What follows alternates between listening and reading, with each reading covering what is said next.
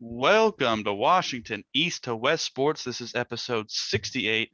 I am Matt Beatty, joined alongside, as usual, by Sean Beatty and Kevin Ardall. If you want to get involved in the show, go ahead and tweet at us. I'm at Matt. Sean's at Sean Beatty. Kev's at Kesley, the first thing believes me in a three. Subscribe to us on YouTube. Leave us comments. Tell us what you think of the topics that we talk about.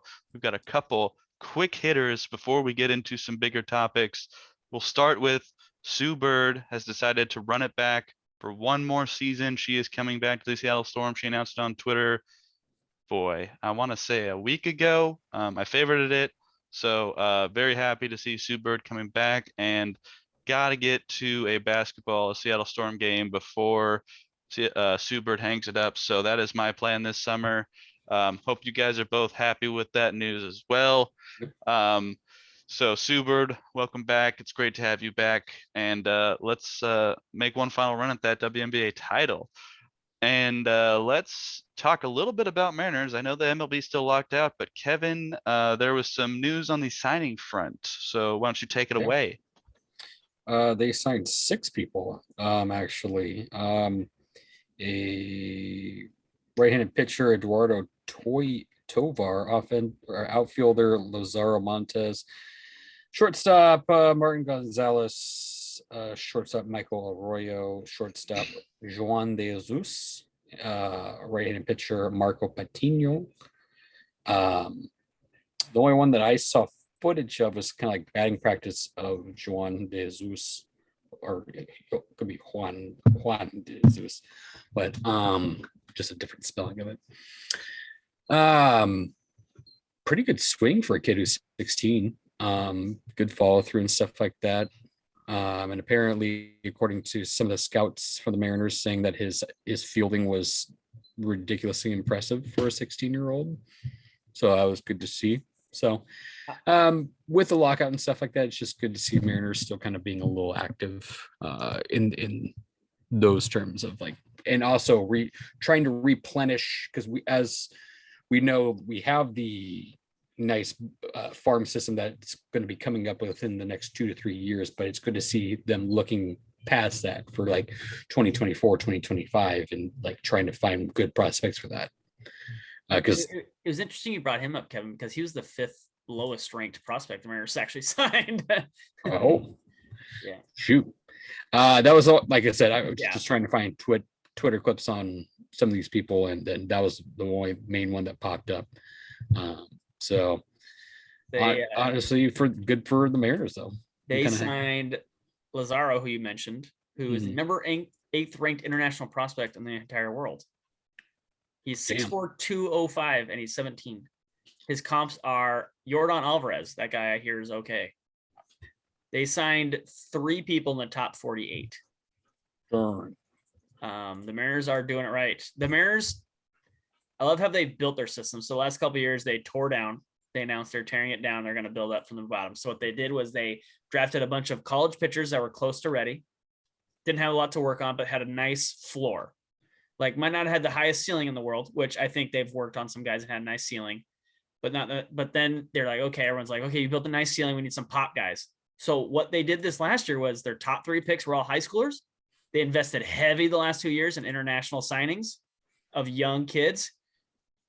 So they're building a team, I believe, the right way. Like, these guys are all huge upside guys. They're all super young with huge upside, and they've got the floor. Now they're throwing a bunch of money at guys that can pop, and they're hoping a couple of them pop, like a Julio Rodriguez and a Marte. And they've done pretty well in the past of finding those guys that can pop. So I like Kevin said, I'm really happy with the guys that they signed. It's getting quality. They signed all these guys where, like, some of these people, like the Yankees spent all their money on one guy. He's the number one guy, but the Mariners are like, we'll take 6 cracks at the apple. You can have one and hope it works out. All right. I'm really glad about that.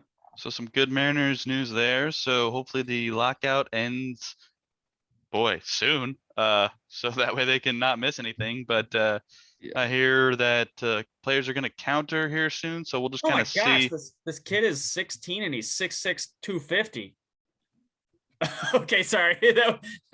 Why is he playing baseball? Like, oh my gosh. Okay, sorry. And a little bit of Sounders news. They signed University of Washington midfielder Dylan Tevez, a homegrown player.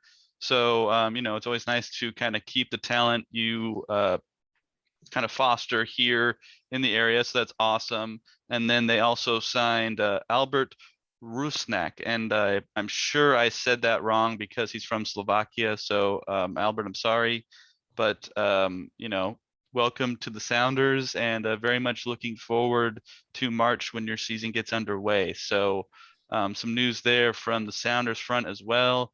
But let's move on, gentlemen. Let us know what you think of the Sounders, Mariners, Sue Bird coming back. I'm Beatty_Matt. Sean's at Sean_Beatty. Kev's at Kev's with the first name believes me in a 3. Subscribe to us on YouTube. Tell us what you think of our topics. But let's talk about the Seattle Kraken. So it has not been a great week for the Kraken, but I do have some good news. I attended the game today against the Chicago Blackhawks. Now, let me just kind of set the stage here. First of all, I had been to 3 games this season, all losses.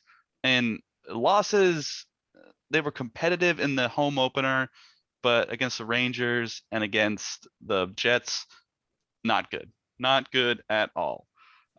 This game, much different. And I think it was probably for good reason. The Kraken had lost 9 in a row coming into today. So, uh, you know, Kraken fans have been disappointed, and for good reason, because it started December 15th. They lost to Anaheim, then they lost to Edmonton, then they had a break due to COVID, lost to Philly in overtime, lost to Calgary, lost to Vancouver.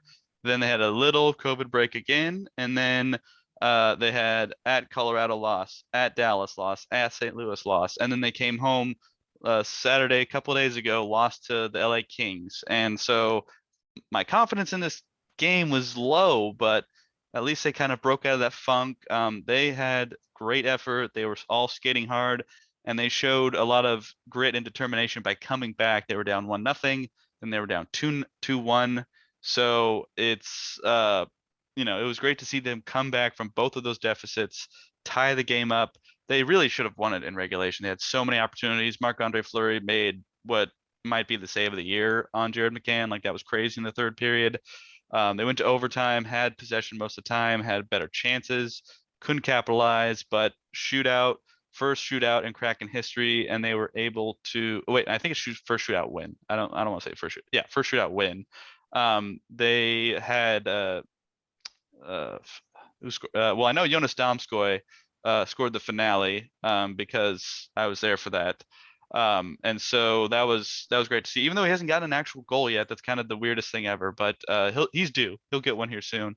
But I think the biggest reason that the Kraken were able to win today is they introduced, I'm sharing my screen here, their team dog, now known as Davy Jones. And he is a cute little guy. And, maybe this just inspired them to win the game. I don't know, because as you can see, my girlfriend here, Team Cat, missed opportunity. I understand that very much. So maybe that's down the line. Who knows? But seems like this may have, how much can you say a dog helps? But a dog will definitely bring your energy up and bring more positivity to a locker room. I can guarantee you that. So way to break the streak. Congrats to having Davy Jones in the locker. Yes, great pun. Thank you, guys. And way to break the streak. And I didn't wear my jersey, so I can't wear my jersey anymore. Lauren said I can never wear my jersey to a game again until they go on a losing streak. Anything you guys want to add? I'm glad that the Kraken beat the Blackhawks because I hate Chicago.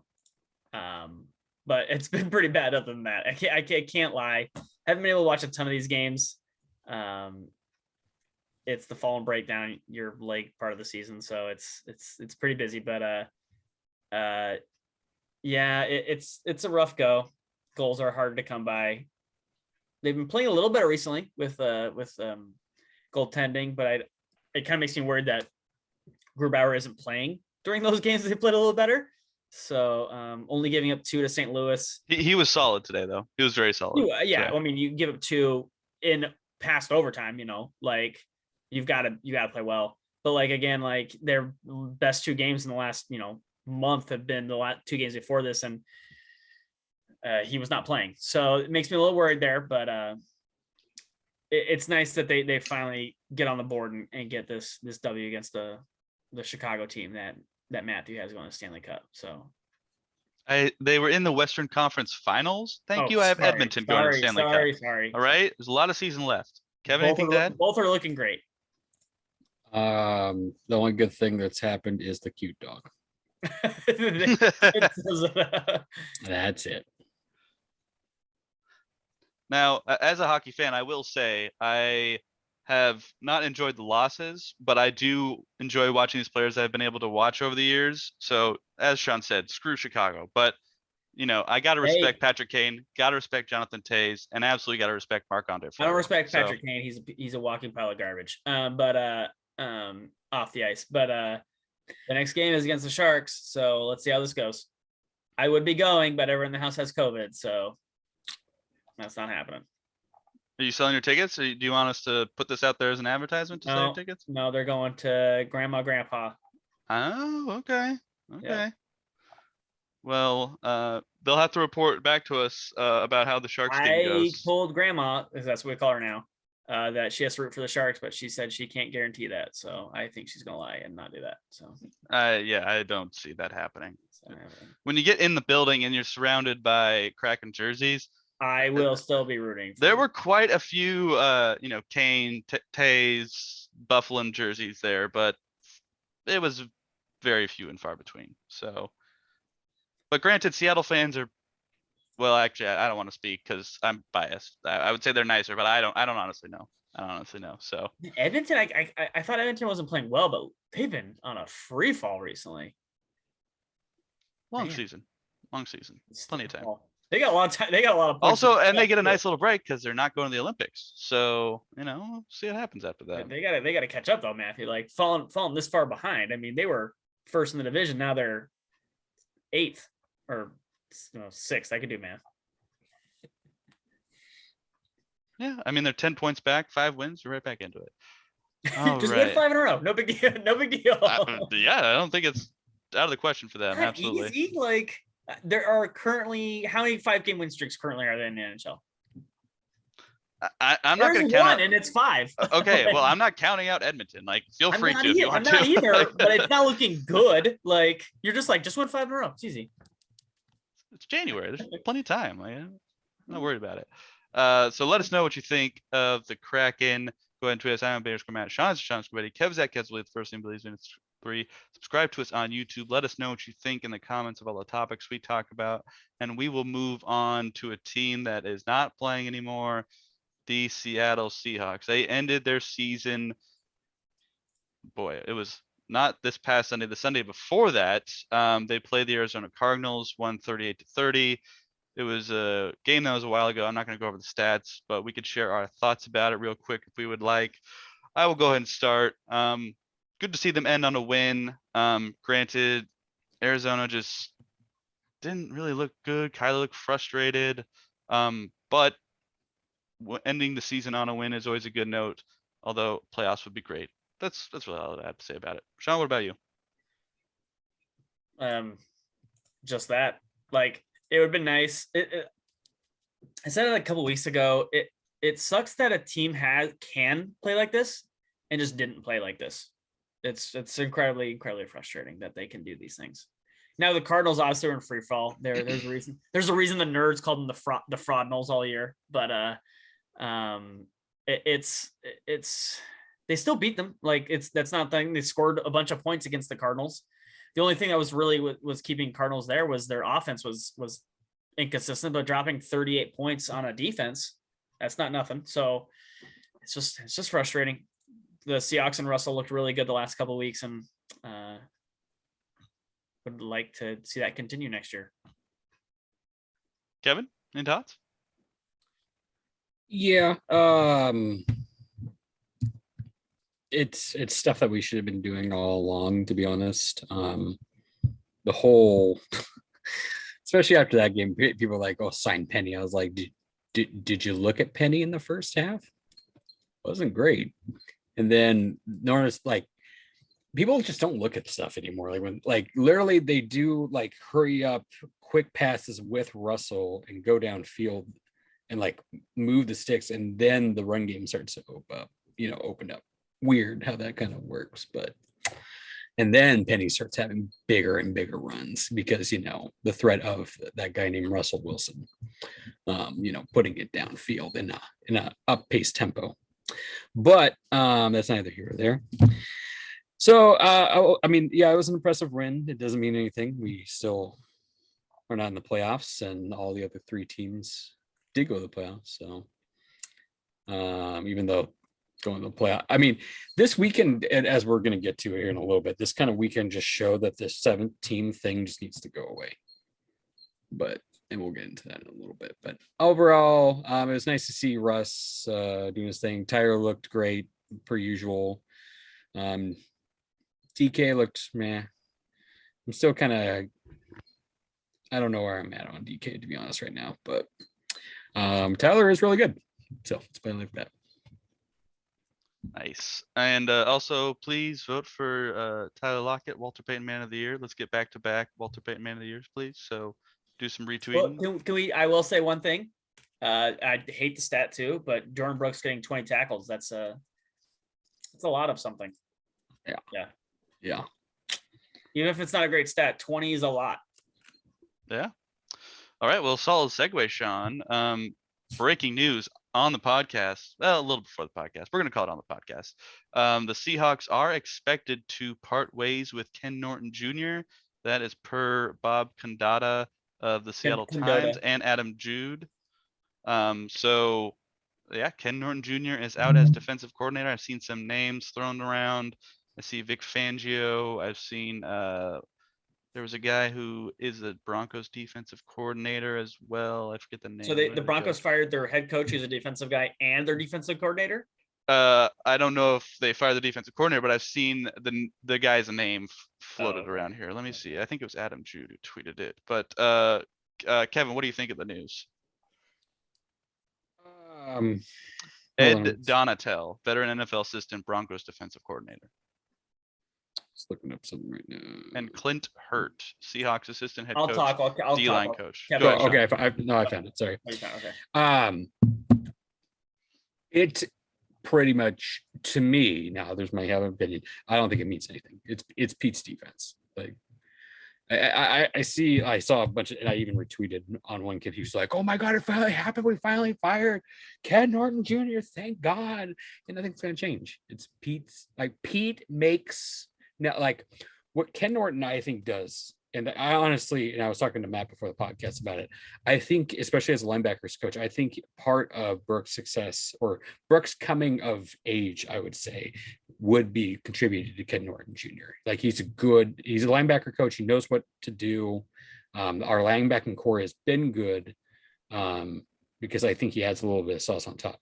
Now, the play designs and all that stuff, the cover 2, the cover 3, all this zone bull crap that we do is not Ken Norton Jr. It is Pete Carroll. Like it's just like pretty much I think Pete just gives him like a chart and says pick from that. Whether things will change a little bit, maybe it might help. Like I like to see like a D-line specialist maybe get in there, get a little, just because our D-line has not been great except toward the end of the season. I like to see somebody that can kind of both, because that's kind of where we're definitely struggling a little bit more. Though I don't know, safety help too. It's been, and people are gonna be like, safety help? What the heck? Diggs and what's his face have been super great. Diggs had a better year, but yeah, I'm still not fully sold on that train. All in all, I personally like to see Brian Flores, the guy who got fired from the Dolphins head position for whatever God reason, because the Dolphins are idiots. I'd like to bring him in, even though, like I said, whoever they bring in, it's like, do they get maybe just with Pete still probably coming back, God help us. Does he give any leniency to a guy like Brian Flores to be like, go do your thing type of deal? Or is it just Pete's show again? Like, I don't, it didn't change before with Chris Richard and like all the other, like, I don't see how you guys think it's going to be different. Like, it's still Pete's show. Like, yeah. So I'll pass it on. I'll go, Sean. I think it really depends on who they bring in. I don't mind Vic Fangio. He's a defensive guy. The Denver defense, I don't have numbers in front of me. Sean probably does, but I thought the Denver defense was pretty good this year. They've generally had a pretty good defense, even after trading away Von Miller. So I don't mind Vic Fangio. I think Brian Flores is probably a long shot, Kevin, just because he's interviewing for head coaching position. So Yeah. I imagine he'll probably take one of those. Way to go, Dolphins. Yeah. It's hard to tell. Like I really have no idea who they have in mind. So I think it really depends on who comes in because, I don't know who's calling the defense, but I don't like seeing Carlos Dunlap drop back into coverage or Al Woods or any defensive lineman. I hate seeing that. I'm not saying they're not athletic players or anything like that, but that's not what they're there for. They're there to rush the passer. That is their job. That is why they're defensive linemen. Run block. Yeah. And Brooks and Bobby, like, you really don't have to mess around with that. That's solidified. I like DJ Reed. Hopefully he comes back. Trey Brown looked good in his limited time, so those are probably your cornerbacks. I personally would like to see Jamal Adams move to a role where he's more of a linebacker. He just doesn't really have the coverage for a safety, at least in our small sample size. And I think I said this during the season, but I think he's just a better linebacker.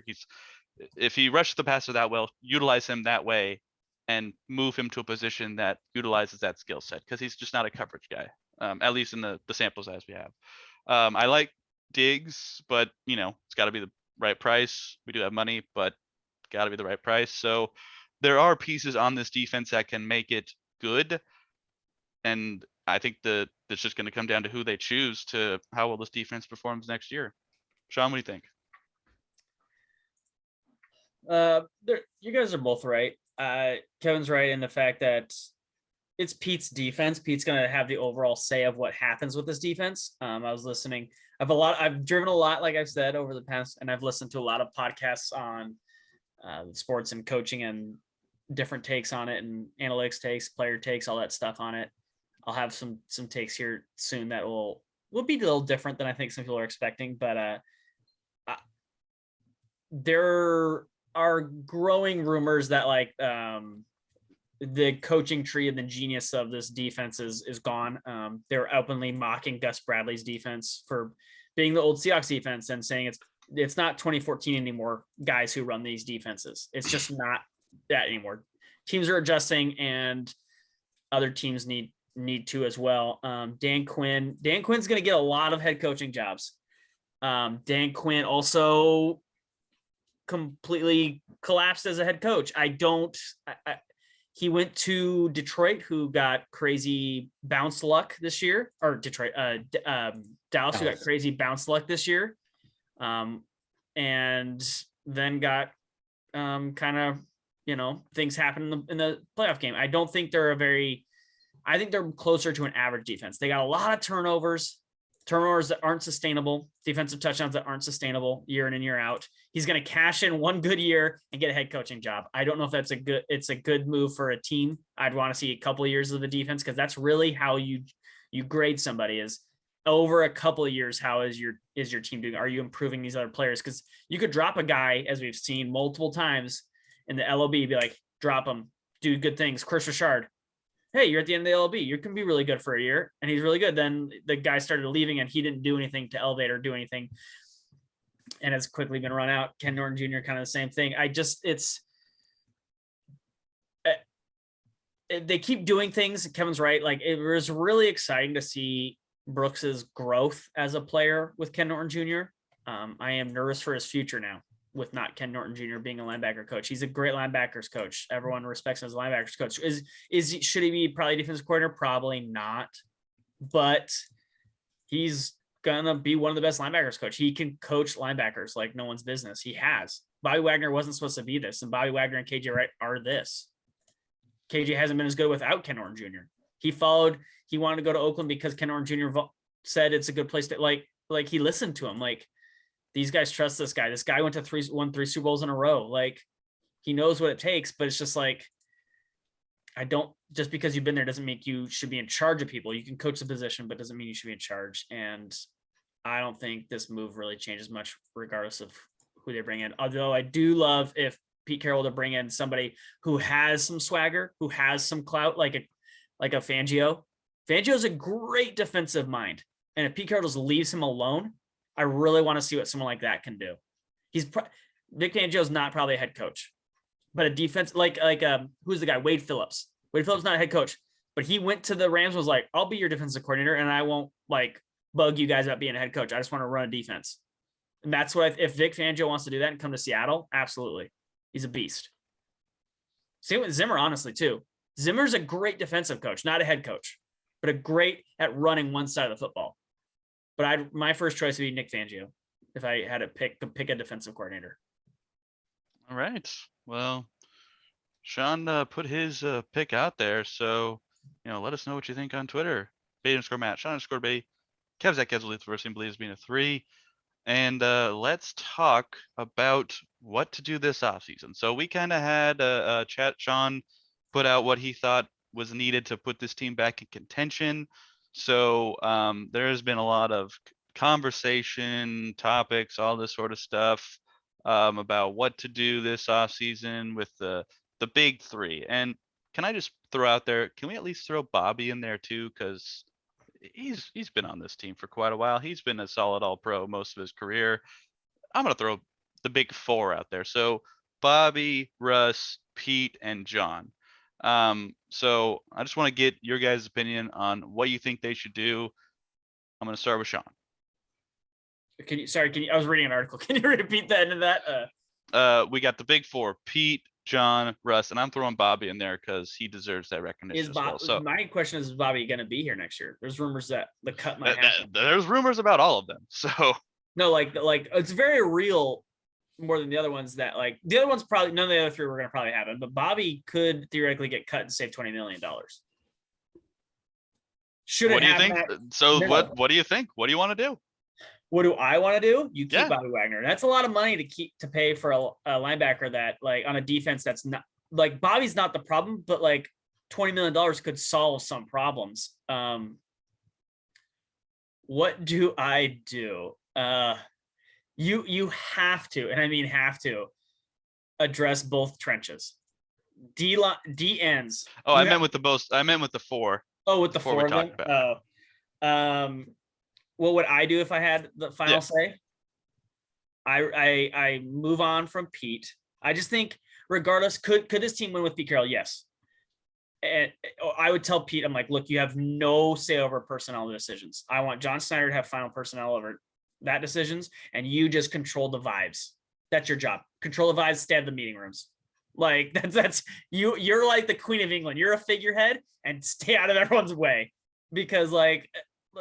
Let the people that you hired do their jobs because you have people in positions that I think can do the jobs, but the way that you want to run a team, the way that you want an offense to run, the way that you want a defense to run isn't the most efficient way anymore.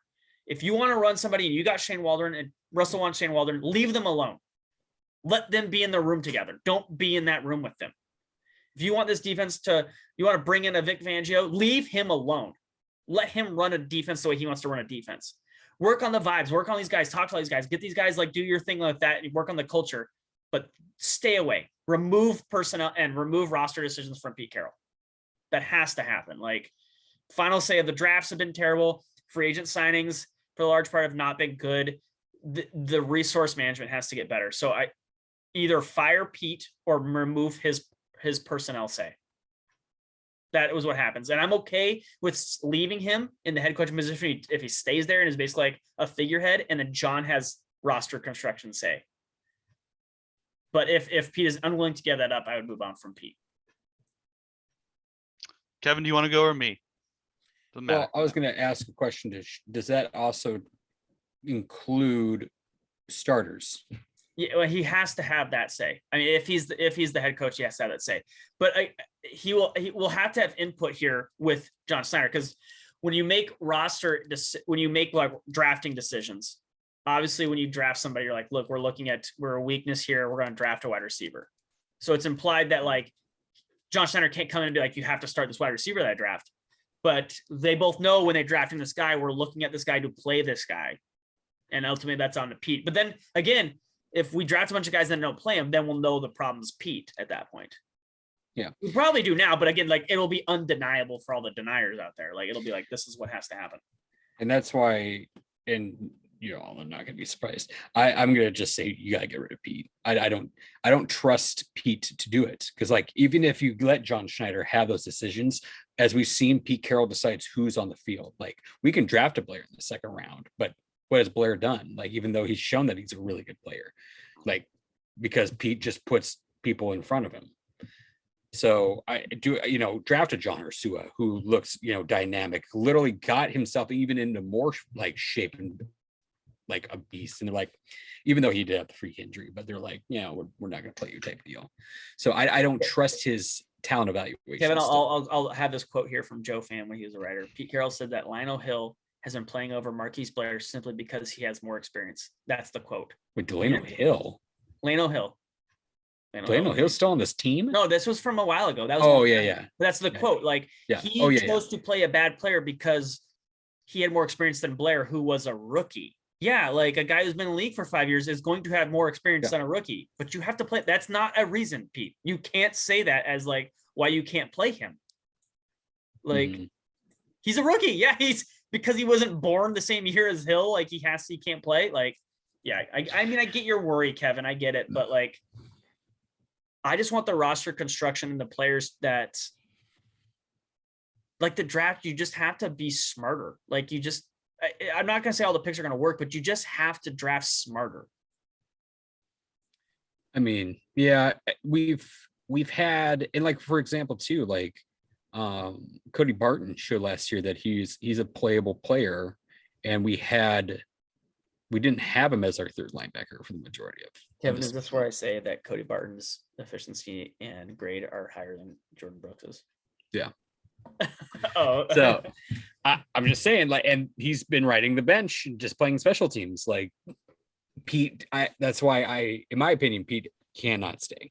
He just, unless there's some weird thing where like he gives the roster or like who starts and stuff to the offensive coordinator and the defensive coordinator, then and he's just the rah vibe energy, like what we saw in the Kumbaya thing that they put on for week 18, that everybody's like, oh yeah, Russell doesn't want to leave because look at what he's, yeah, for one, and I'm just going to quick comment on that. Russell's not going to just walk up to Pete and just tell him to go fuck himself. He's going to be kind. Like Russell's just a good dude. He's going to show professionalism. He's not going to be like, hey, I want you out of here. Bye, bitch, type of deal. He's just going to be like, hey, man, how's it going? Good. Hanging out. Good shit, type of that. That's what it is. The people are like, oh, looks, like they say there's relationships rocky and stuff like that, but they're, high-fiving and hugging on the field. I'm like, yeah, because he's a professional. That's what he's going to do. At night, he could, swear to some demon hoping that Pete dies in a fire. I don't freaking know. But on the field, and he's going to be a professional worker. That's what you do. Like, you don't go to your boss every day, even though you hate him, and tell him to go fuck himself. You go to your boss and just say, hey, man, how's it going? Yeah, cool. You play it off like everything's good. So people are dumb. So, sorry, a little side tangent there. John Schneider, I think you give another year. He has shown, and especially in some of the things in the past 2 years are kind of paying like Brooks and stuff like that. I've seen the kid that you Kevin, like. My question is for you: how do you differentiate roster moves from Pete and Schneider? I know, and that's why I kind of want to. He has to approve all of these. I kind of want to give Schneider give Schneider probably 2 years. I was going to say, if you do that, you have to give him 2 years, because 1 year, you don't know who you have after a year usually. Give him 2 years and see what his drafting and free agency and not, undrafted free agents pan out to what they be and stuff like that. Russell, it just depends on if Pete's here or not. Like, I mean, he's not going anywhere. He's under contract. Like, and they're not going to. Pete knows what's keeping his job there. He's old and he's getting senile, but he's not stupid. So he's not going to trade Russell. Unless somebody's like, hey, I'm going to give you 5 first-round picks and like all my second-round picks. Then maybe. I think they can only trade 3 years out. I don't know if you could trade. Oh, I thought it was 5. but maybe I don't know. I don't know. But what was I gonna say? And then Bobby, I'd like them to bring back Bobby, but if you were to tell me that 20 million that we're saving in cap is going to to solidify the O-line, I might be okay with it. If we do bring back Bobby, I wanted it only to be like a 2-year deal though. It's technically it's $17 million technically. Still, I mean, I just wanted to clarify. 17 million, 17 If someone's million. yelling at home, I'm like, it's $17 million. I mean, that's a minimum 2 linemen. Unless you're getting a top tier, like if you're paying a top tier tackle who's probably going to get 12 million. Depends, yeah. But usually it's low teens for a top tier tackle. So, and then you can get a guy like George Fant, who apparently is a beast this year, from what we've been seeing from the statistics. On the right side, but yeah, we won't get into that. I'm sorry, Sean. I know that's your boy. If you were to tell me it's going to go to O-line, I'd probably be okay with it, just because I think our linebacking core is good enough. I'd like to see a little bit more BBK, because I think Barton and Brooks have enough to cover that position, and BBK I think could get better, but now with Ken Norton leaving, who knows? So it's tough. But all in all, I would like to see a 2-year re-sign for Bobby. Sorry, I'll let you go, Matt. A little longer. I would say I mostly agree with you guys, with the one caveat. I'd like to actually know where Russ stands. I know you guys have done the speculation, the relationship's rocky, they're not getting along, it's rah, but I would like to actually have Russell just straight up tell us. There is a professional way to tell us what you want. I mean, Aaron Rodgers this last offseason basically went out and called out the Packers and said, "Let me out of here." Now, was that the most professional thing? You can't say professional and Aaron Rodgers. Was that the most professional thing? No, but he told everyone exactly what he wanted. Now, granted, they smoothed things out, they worked it out for this year. Drafted a quarterback and running back, yeah. But I mean, is he coming back to Green Bay after this year? If I don't see it, but he could. Well, they did fire the coach he wanted fired. So does that mean he's completely happy with the organization? I don't think so. But you make a big fuss in the offseason, you say you want out. I don't think just one simple thing makes everything better. Now, if you win a Super Bowl, that probably makes things a little bit better. But you also have other impending free agents. Maybe Aaron Rodgers wants to see where the grass might be greener. Who knows? I just want to hear Russ say what he wants, because I think that will predict what this team should do. Because ultimately, if Russ wants to come back, I want him to show it. I want him to say it on the record. I also want him to show it. Like, show it by signing an extension. You've done all this, like, these teams I want to maybe go to, or if I weren't here, then I want to win Super Bowls here. But if I'm not, that's fine. It's like, you can't be in a committed relationship and start a Tinder profile. Like, that's just not how it works. So I want to see his actions show that he wants to be here, and that would be signing an extension. I get Pete's here, you might not like him, but if you don't like Pete, just say it, because I bet you the management would do something about it. So I want to know. He's an image guy. He's never gonna do that. That's not. I am aware that will not probably happen, but that is what I want. I know. Because I'm tired of the, oh, if I were to be traded, I'd like to go here. Okay, cool. Like, so what do you want? Like, what do you want, Russ? We want you here, but I want you to show me that you want to be here. So that until he signs an extension, I'm going to assume he's going to leave regardless of who the coach is. Yeah, I assume he's going to be so I think all of us would agree he's gone in 2 years. So enjoy Russ while he's here, but until he signs an extension, I have to assume he's gone. Yeah, he's gone. Now that brings us to Pete. I would agree with Sean for the most part, actually. I would like to see John Schneider do the roster decisions and have Pete focus on coaching. I don't like a coach who has his hand in everything. You are there to coach. Now, I want you to let the defensive coordinators do what they want to do. I want you to let the offensive coordinators do what they do. Obviously, you're the head coach, so you have some input. But ultimately, like Sean said, let them do their jobs. Bobby, I get the money. It would suck for Bobby to leave. It would suck to see him play in another uniform. Same with KJ. But that is a lot of money. So if I had to choose,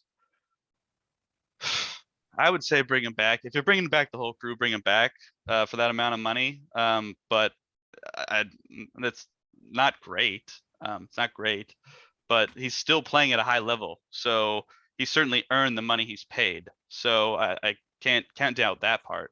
And then, Pete and John, I would say they're on a 1-year leash. If it goes bad next year, get him gone and let's do something different. And honestly, that might even include Russ and Bobby at that point, because I would hate to have Russ walk for nothing. That's just me. If he's gonna walk, I would hate to have This is him walk Bobby's for nothing. last year. You can't. If you're gonna get rid of him, you're gonna get rid of him now. Like, Well, I mean, let's see what the market is, but I don't want to give him up for 3rd-round picks or something like that. I got a situation for you guys. So I did some numbers here of what it would cost to keep Bobby, and we could cut other guys for the same price to keep Bobby. And I picked guys I don't think are very good. So the first one is LJ Collier. You cut him. You cut Gabe Jackson. You cut this list isn't like short. You cut Jason Myers. You cut Chris Carson. You cut Benson Mayowa. You cut Nick Bellore, and you cut Kerry Hyder. And that gives you actually get cut a little bit more than you actually would be saving Bobby Wagner. That's about 17.2 million, and Bobby's like 16.6. I'm okay with cutting all of those guys.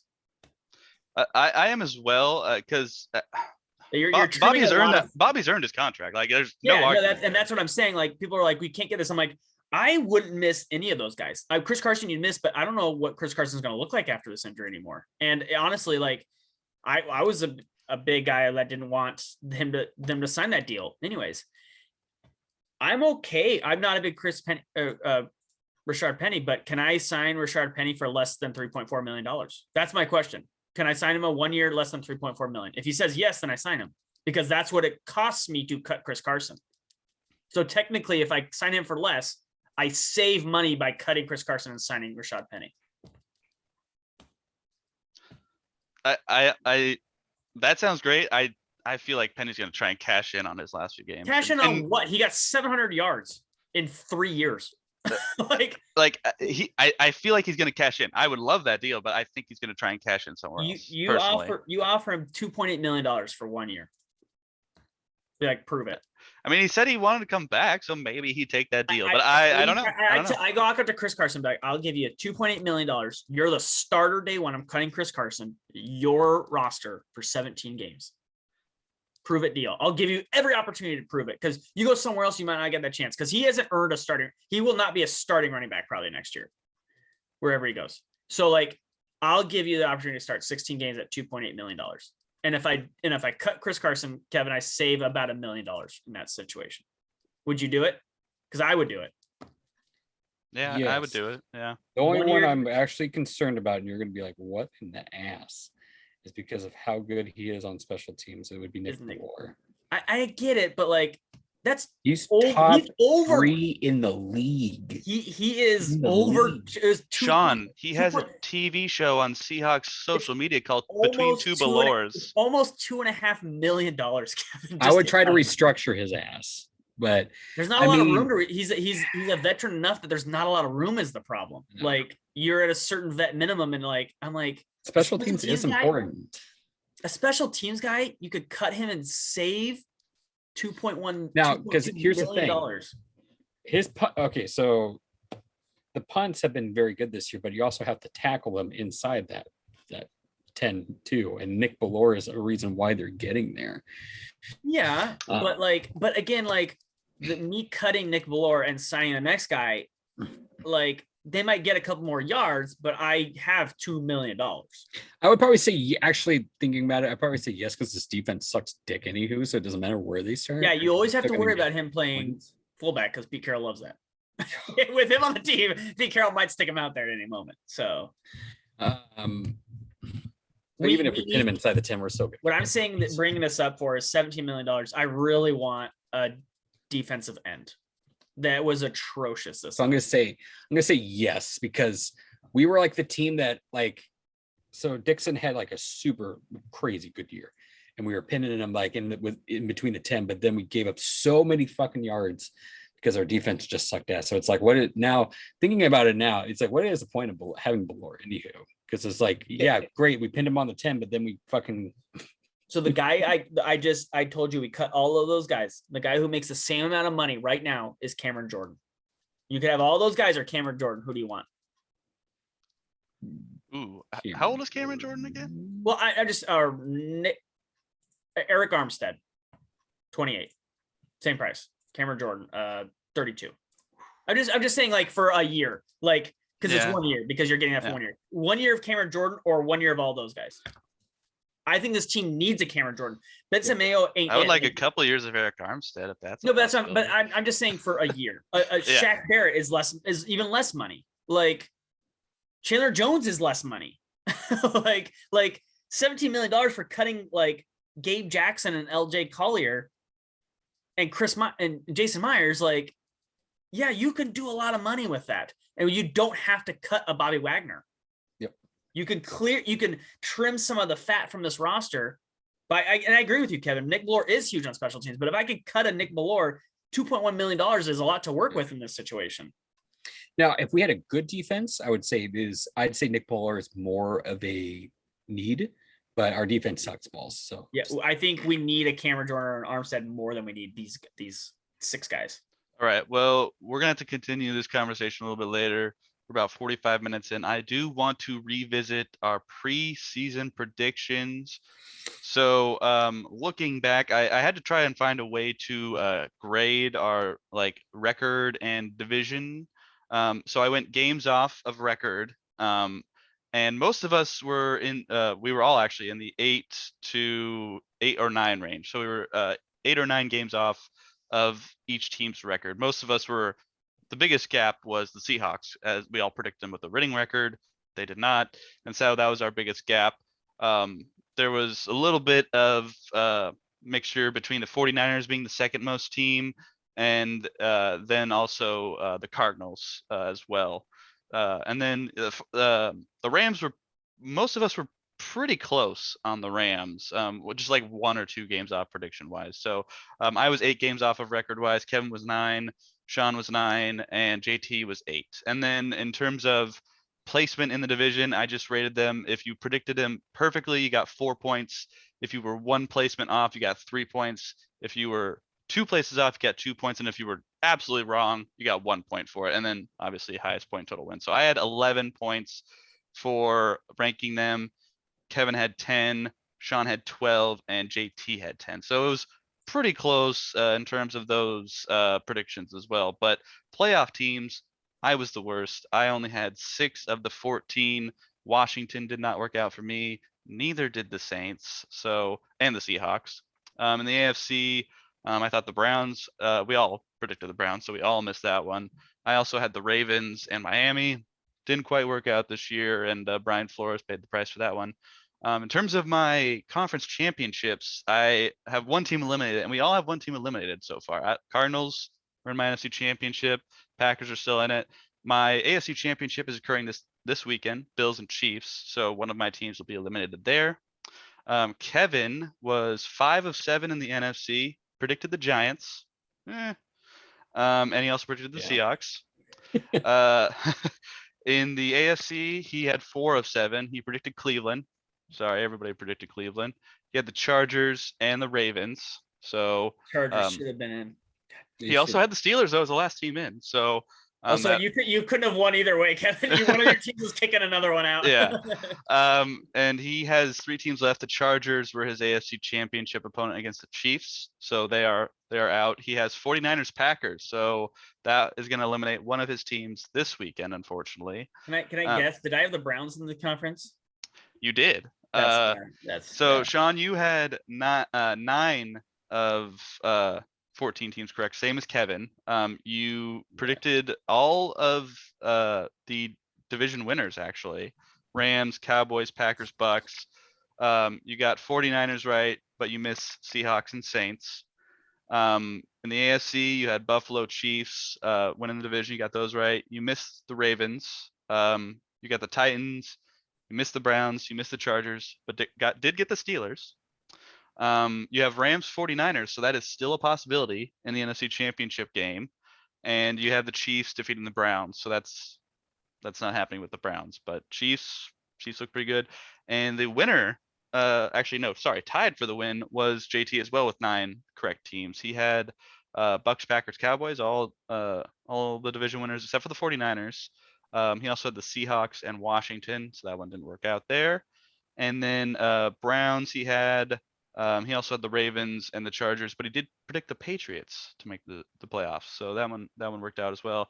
He had the Browns in the Super Bowl as well as defeating the Bills in the NFC Championship game. So he's the only one with both Super Bowl teams gone. But he does have the Bucks defeating the Packers, still a possibility. And he also has the Bills in the NFC Championship, still a possibility. So overall, not too shabby for our preseason predictions. But I want to ask you guys, I've seen a lot of talk between both of you guys about who's a contender and who's not. So who's a contender? Who's a contender? Tell me who's a contender, because I've seen a lot of talk of there's teams that are contenders and teams that make playoffs that are not. Kevin doesn't like the 7 teams. So give me 4 teams that are Super Bowl contenders. Sean? The one, okay, so I'll say this way. And do you want to change your who would you slot in there, Sean, from the Browns? Because you still have the Chiefs. Who would you slot in there right now? I think I said it on the my honorable mention was the Bills. So the Bills were my third choice. But the Bills would be my AFC team, my other AFC team. So you're right. Like that's I will say, like, this year I've talked about this before. The elite teams aren't really elite as they've been in the past, because I was listening to a pod and they talked about how it's probably affected because of COVID and how many people have missed games. There's really not a lot of consistency week in and week out with, like, you know, you're missing Rodgers one week, then Devontae Adams goes out for a couple weeks, and they're missing their 2 other wide receivers. So it's like the numbers aren't like panning out like teams are elite anymore, because even if you get those guys, then you miss a coach out. Your head coach is gone. The Browns, he missed 2 weeks. Like, it's so hard for this year to like stack up with other years, because, and I'll talk about this. Kevin was right in baseball talk. We'll talk about later. Remember this part about Kevin. I'll talk about this. The COVID year really threw off a lot of numbers in a weird way. It's harder to grade. So these elite teams aren't as, like, number one elite team wouldn't have been like top 10, like, or would have been the 8th team last year. Like, their weighted efficiency is just not as good as it's been. And that's just because of the roster flux of all these crazy things that have been happening all year. The AFC is basically 2, from what people have talked about. It's the conference championship is this year. You're right, Matthew. I'll even give you guys credit. The conference championship is Kansas City versus Buffalo. I mean, they're the best 2 teams by a pretty decent margin. It's where does Tennessee rank in overall stand? 20th overall. Yeah, it's not. It's a 2-horse race in the AFC. I mean, that doesn't mean that someone can't win, like, obviously, but it's just saying, like, smart money is Bills or Kansas City in the AFC. The NFC was a little bit more up in the air. Packers, Tampa Bay are probably the big 2 that obviously could make the run. The other ones that people were considering as the actual elite teams were the 49ers and the Rams. So they're all in still. The Fraudnals were not in, as the analytics crowd called them. So they were not considered actual Super Bowl contenders. Dallas was, but their variance was so high that some people had them in, some people didn't have them contenders. But you could make a case for Dallas, I guess, as it was a true contender. But people always dock them because Mike McCarthy's their coach and he's a dumb. So those are the legit contenders, I will say. The NFC, basically all of those teams were pretty much a legit contender, and the AFC has, those are basically the 4 coming in, and the AFC has the 2 playing in one game, and that's it. There are 6 teams. I would like to change my Cardinals pick now, since they're out, to the Bucks. I don't know why I bet against Tom Brady. Shouldn't have done that. You shouldn't really do that. That's never really worked out well. You could convince me of any of the 4 teams from the NFC of making a reasonable case to go. Some are obviously better than the others, but I could easily see the 49ers beating the Packers. I mean, they're a team that's built to do that. Didn't they play once this year and it was a close game? Yeah, Packers won on a last second field goal.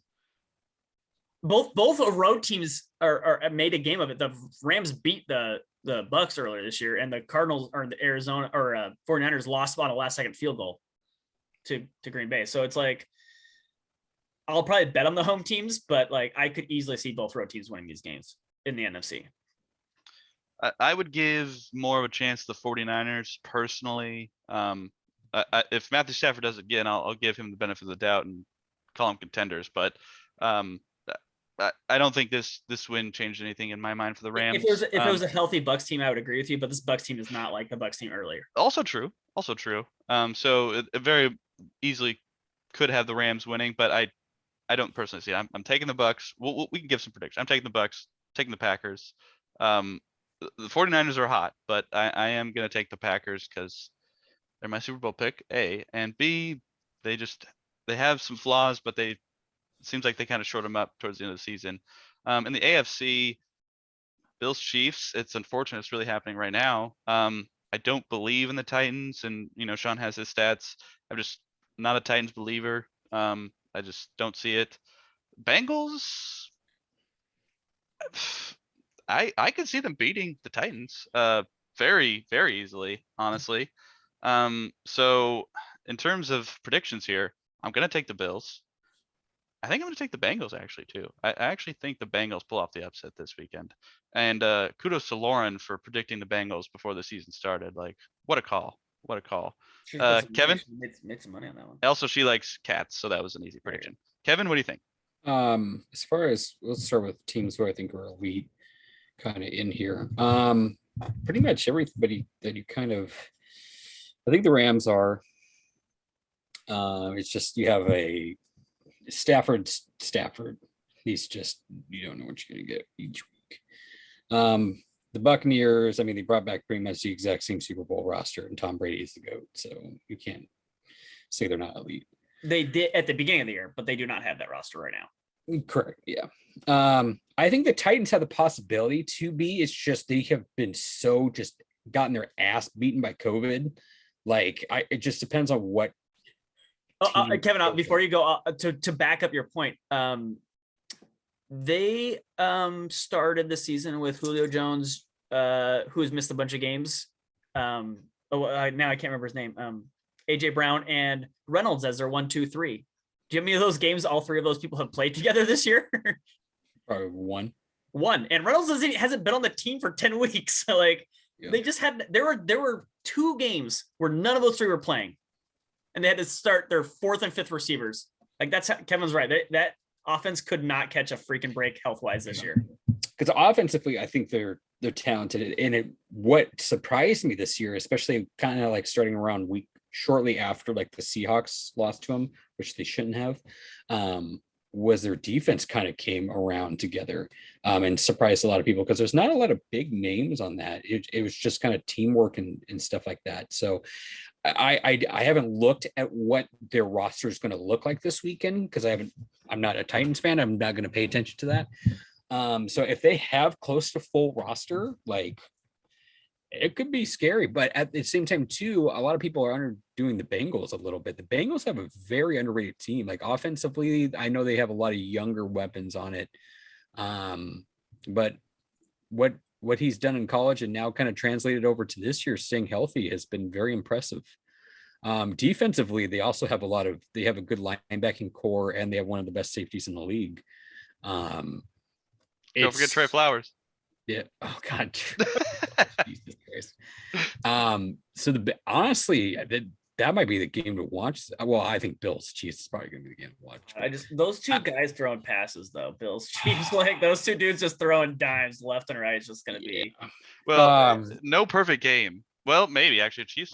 So honestly, yeah. I think they're both going to be entertaining, because honestly, if the Titans offense is healthy, like that receiving core against that young receiving core, the Bengals, is going to be very interesting to see. Like, I think you're still going to see a lot of bombs, maybe not 50-yard, like chuck it down the fucking field, but you're going to see some exciting plays from a lot of really good receivers. I actually think it'd be interesting, because what the Cincinnati actually has done really well in the past or recently is 2 things. What I was reading was they stopped handing the ball to Joe Mixon.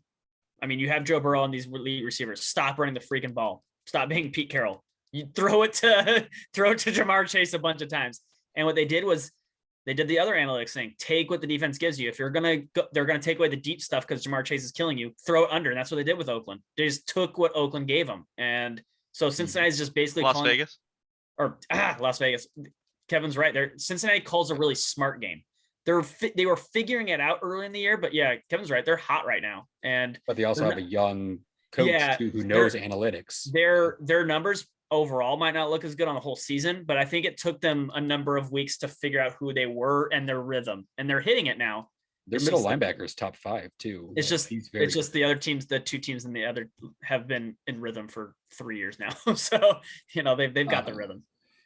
So I would say, if I'm going to say elite, I if they're full rostered, I will say Bengals, Titans, Chiefs, and Bills are all oh man, they had the possibilities. I mean, like I said, it's a possibility, but it's just like the stats. Right, so give me your predictions right now for the AFC. All of it.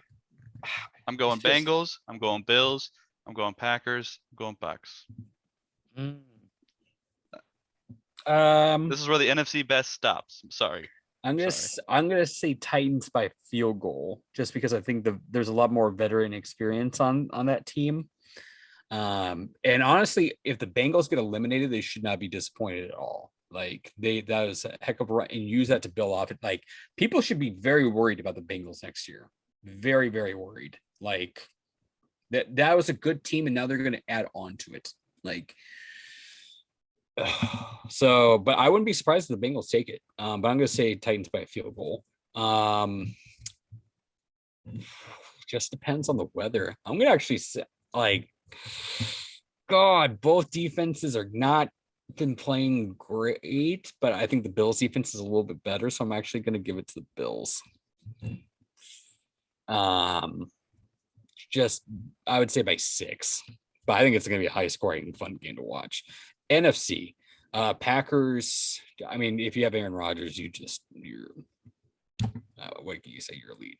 And Devontae Adams too, but and Tom Brady, that crew. Like I said, I kind of put the Rams in there just because they're smartly coached. They have a lot of good players. Cooper Kupp should be offensive player of the year. Don't give it to that freaking running back in Indy. Like, I can't really say anybody else is elite out of that. I think the Cowboys have an elite offense. Defensively, they're still kind of getting it together. I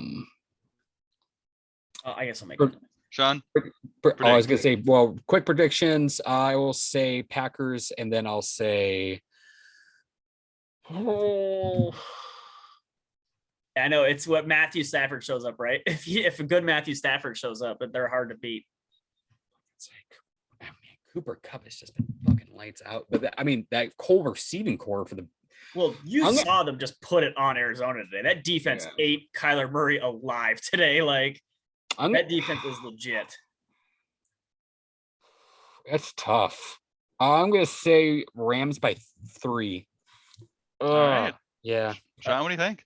So I will say this. So even including weighted, the worst team graded right now in the NFC is the Packers. By a pretty decent margin, actually. So the best one was the Dallas Cowboys. I think the Dallas Cowboys had a lot of talent, and a lot of the nerds would have said that they were the best team. But again, they did say Mike McCarthy is the factor that will drag this team down. And it was pretty clear that did. They made a lot of very dumb decisions in that game. A lot of very dumb coaching decisions in that game. Kicking a field goal when you're down 2 scores to make it 2 scores was stupid. It was really dumb. They punted a lot of dumb times. They wasted a lot of possessions that game. So Dallas got dragged down by their coach. My predictions, man. Yeah, like Cincinnati and Tennessee, it's like the 17th and the 20th team going at it. They're better, probably both, like Kevin says, with rhythm and figuring it out and health. But I think there's just such a gap between those two teams. Those are the two teams that are left that are not elite right now.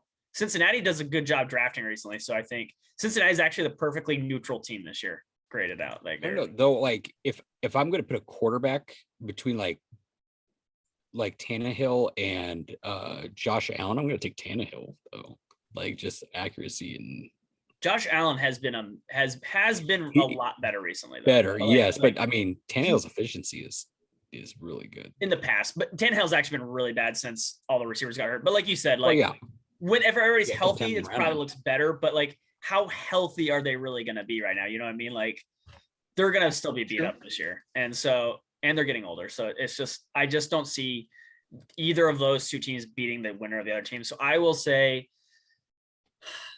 I'll probably say Cincinnati just because they're healthier, a little bit closer to win. But Kevin's right; it's going to be a 2-point game either way.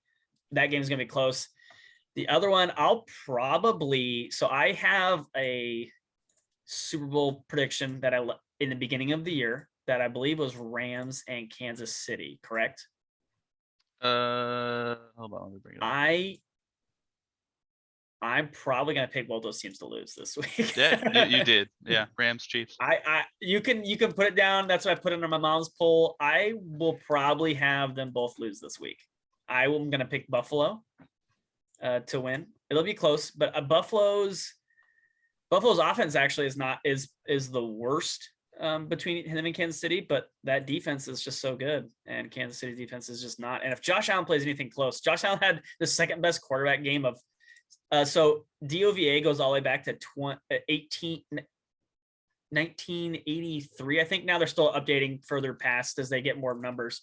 But Josh Allen had the second best quarterback game of all time against the Patriots. So in terms of efficiency, he just couldn't do anything wrong. So that was basically perfect. So they played really well. I just think Buffalo is going to be hard. It's going to be an absolute slug, and I cannot wait for that game. That game is going to be the game I want to watch the most. And those two quarterbacks are doing things. It's the last awesome. game of the week. I know that Buffalo Kansas City is going to be so much fun. But I'll pick Buffalo. In the NFC, I'm going to pick Tampa Bay. I just don't trust Matthew Stafford being good long enough. If you could tell me, like Kevin, I'm sure Kevin's the same way. If you could tell me Matthew Stafford was like 80% Matthew Stafford, I'd pick the Rams in a heartbeat. I just think he's going to give Tampa Bay's defense too many opportunities. They're not going to be able to run it as well as they did against Arizona and not have Matthew Stafford do a couple things that he needs to do. Now, he could just turn it on and be amazing, but the variance of him like up and down so often, it's going to bite them. And it's going to bite them this game. You give Tom Brady a little bit of a window. That's what the window he's going to need. And Stafford is capable of cracking that window open. The other game, I will pick,